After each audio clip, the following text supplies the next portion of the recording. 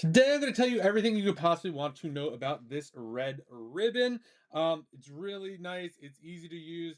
You could use this for balloons, crafting, all sorts of stuff. You're going to get 600 yards. So that is what, 6 football fields. It's super durable, which is really nice. It's easy to cut, which I particularly like. It's just really easy. I've gotten ones in the past where it's like really stringy and it's like you're kind of fighting with it. It comes in all sorts of different colors. Let's take a little bit of a closer look right over here. It's going to come on this spool right over here. So this makes it really easy to hang. So if you want to kind of hang this off of something like this, and then you could use it as a spool if you're tying boxes or packages.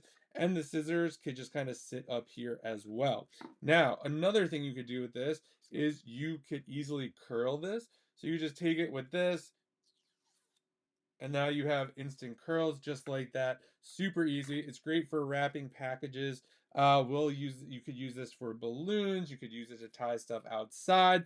All sorts of stuff. Great for different crafts as well. So if you are looking for a great ribbon, that's super easy to use, easy to curl, could easily hang this up, has a spot for scissors, comes in all sorts of different colors as well that you could grab.